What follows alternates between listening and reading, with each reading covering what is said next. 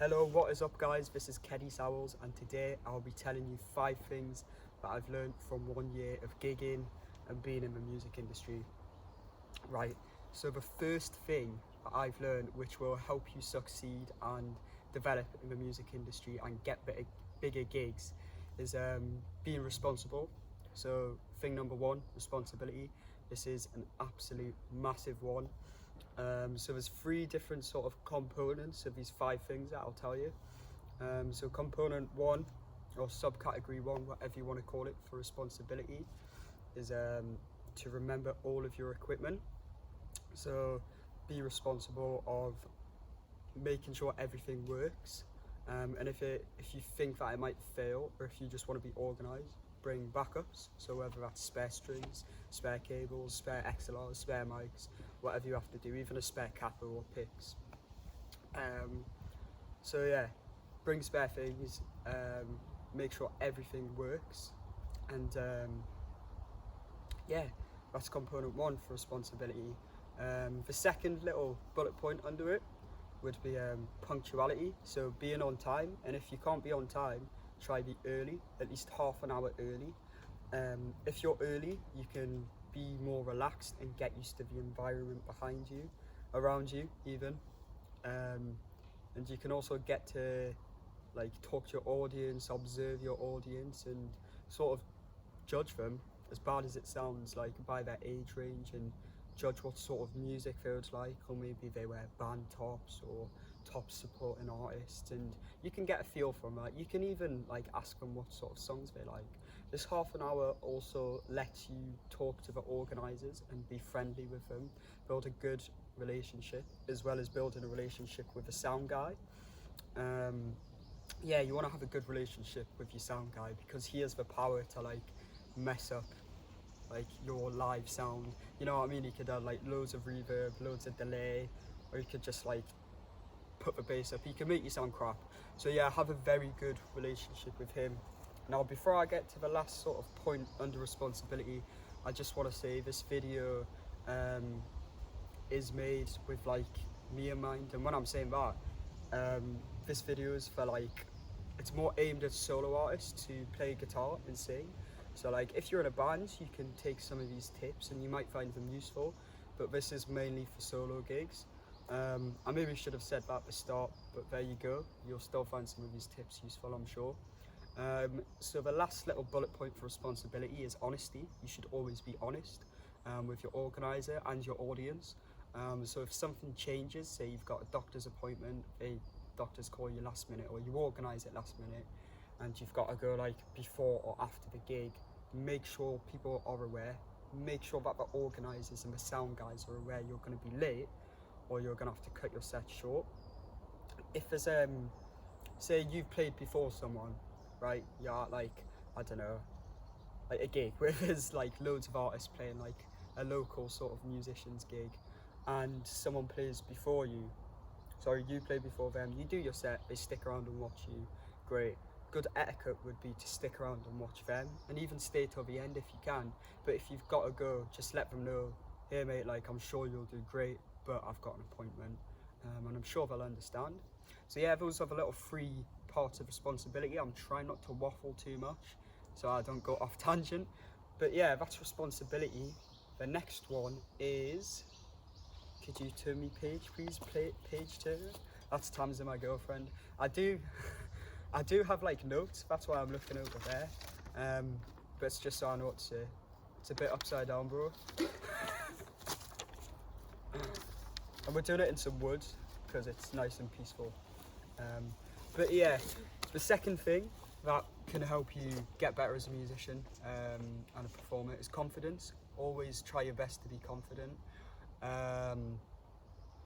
Yeah, the audience can tell if you're confident or unconfident. So the first little point I've got down for it is just go for it. You should fully go for it. Express, Tamsin's doing a nice little dance there. Express your emotion, and try and make the song relate to you or your family or someone that you know, and it'll force you to put more emotion into it, and people will feel that, and overall you perform better. So yeah, go for it. Add instrumental flourishes, and if there's like high notes that you know you can hit, go for it. It's like that fight or flight thing. I've sometimes picked the flight method where I'll drop down an octave instead of sending it, but sometimes I know I can, so I thought I'd go for it. So yeah, go for it. The second point would be don't panic when making mistakes. So don't apologise to the audience like at the end of a song if you've played the wrong chord, because the high chances are they won't know that you have done it. And don't say sorry, or just don't stop. I don't know if I've just said that. How about Tom? I don't know. But basically, like, if you make a mistake mid-song, don't stop and start again. Like, just roll with it.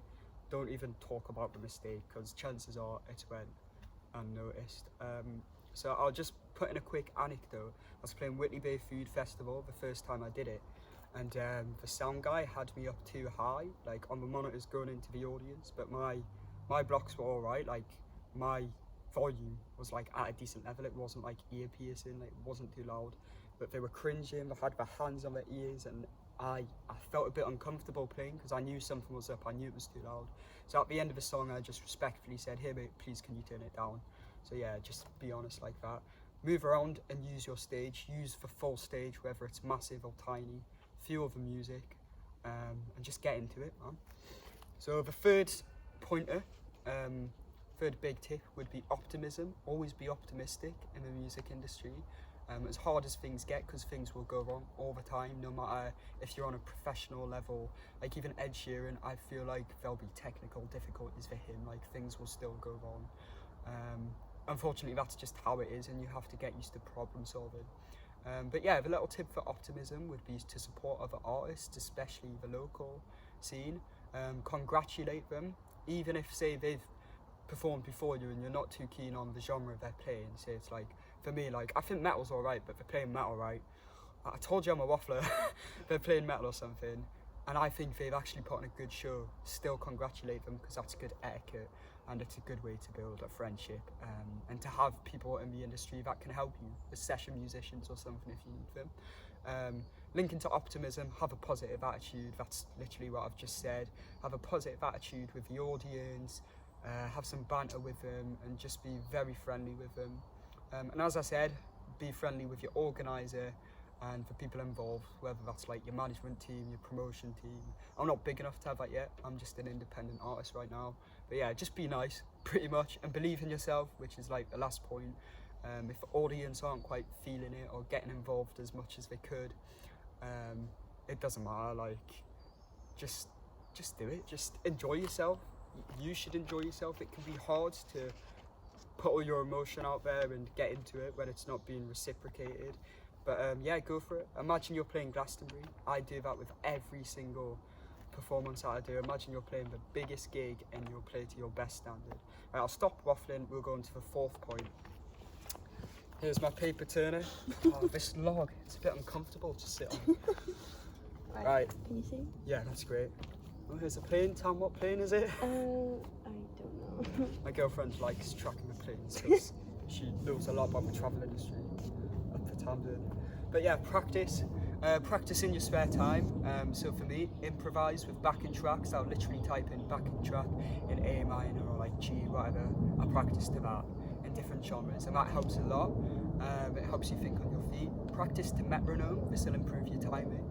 Bassists and drummers should do this especially, as they're more in charge of the structure and they help keep the timing of the music when you're in a band. But in general, you should have good timing. Practice your set list, run your set list, and practice it like you're performing it if you have the motivation to do so. A lot of the time when I'm practicing in my room, I'm playing to my wardrobe, so it's not the most motivating, but yeah, it does the job. And the last tip would be, out of these 5 tips, would be have a thirst for knowledge. Well, they're not really, they're sort of tips, but they're just 5 things that I've learned and that you should apply. But yeah, have a thirst for knowledge. Research how to improve in your spare time. So when you're not doing anything, go on TikTok, which I'm sure most people do anyway, and go on YouTube, which a lot of people do anyway, and look up tutorials and tips and tricks. Like, I love tips and tricks videos, so one of my favorite videos. Also talk to other artists.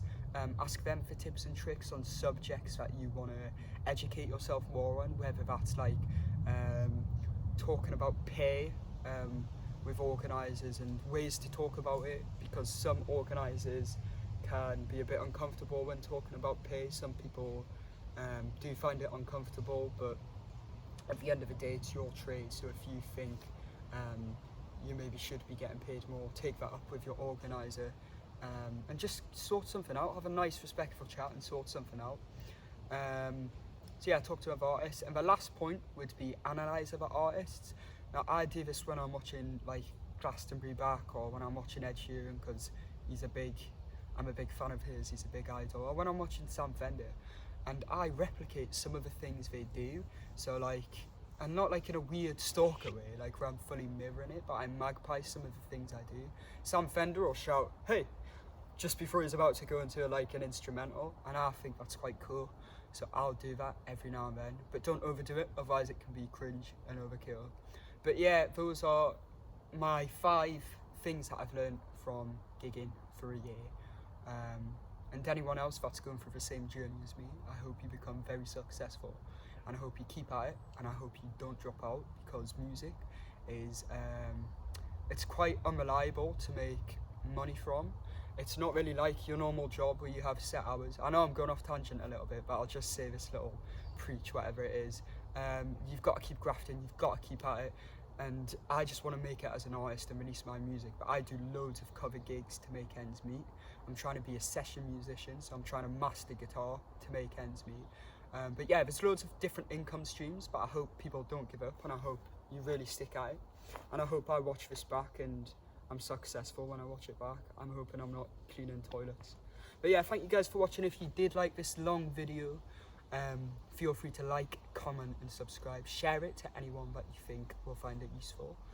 Can I also thank Tamsin for standing behind the camera, telling me to smile more, turning the pages and helping out.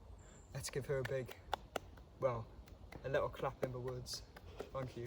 It's fine. But yeah, thanks for watching. Enjoy the rest of your day.